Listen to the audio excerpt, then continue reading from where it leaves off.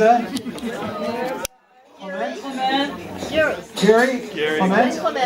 And those rich people lived up on California. And on Lake Street. It was all sand dunes until after 1906. And then they started moving out there. Sutro moved out there, and they had streetcars going out there. Remember when they took the streetcars off of Geary Street? Yeah. Remember Scotty's? Right the street, the hamburger place? Those of us went to Lafayette. How many? We had half the people went to Lafayette. The other half to Roosevelt.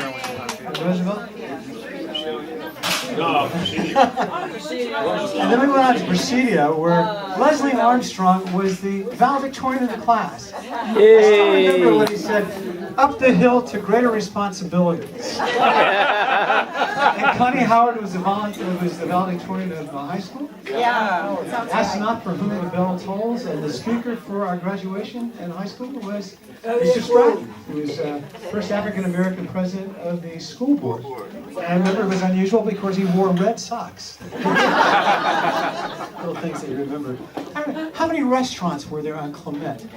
I remember there were 4 restaurants, maybe 5 on Clement. Can you name them? Starting off, a hamburger place at the end. And what was the pizza place? John's Pizza. What was the Mexican place? Tia Margarita. One Chinese restaurant, Chung's, remember? It was very close to King Norman's Wonderful World of Tour. How many movie houses did? Now, if you were a good boy and you were a traffic boy in Lafayette, and you had perfect attendance, you got a ticket to go to the Balboa Theater or the 4-Star Theater. 2 major features, right? Cartoon and a newsreel. Cartoon and a cereal. And a cereal, that's right. They had Superman cereals from the 40s, I remember. And the guy who was really smart was Hopalong Cassidy. Because Hopalong Cassidy he bought up all of his movies for $300,000, and he had a cliffhanger at every 15 minutes. So he became very, very popular, along with Roy Rogers. Happy trails to you until you meet again. Remember the bowling alley? The bowling alley? Where was the bowling alley? 6th Avenue. And where did the Mathises live? 32nd, right across from Marville Park. Safeway, right? Mr. Mathis would go in and get a quart of eggs, and my mother would say, do you know who that is? That's Johnny Mathis' father. He'd be Bob. Mr. Griffin, why'd you have to say that? I saw his first gold record. I was a friend of his, Mike. Mike used to pass out copies of Chances Are in the Schoolyard. So actually, this is to you, Leslie, because I didn't get the kind of grades you got. Yes, you did. Are we going to see? You can join me because you all know the words of this.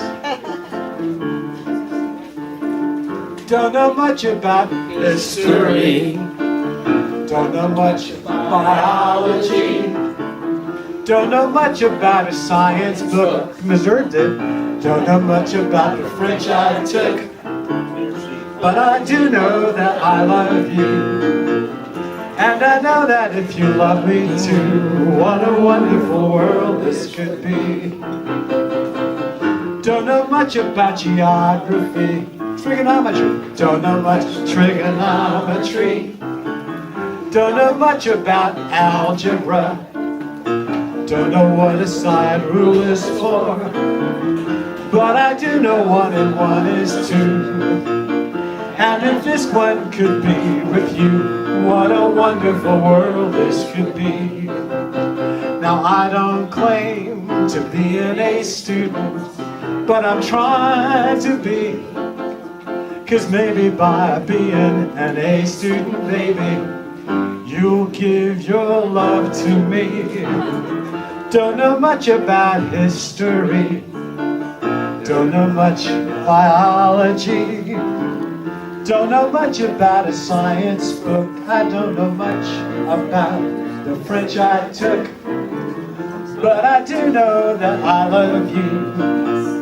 And I know that if you love me too, what a wonderful world this could be. Now, what was Sam Cooke's first big hit? 1957. You send me? You send it. And all the black mothers love Sam Cooke because he didn't conk his hair. That was a nice boy. That's right.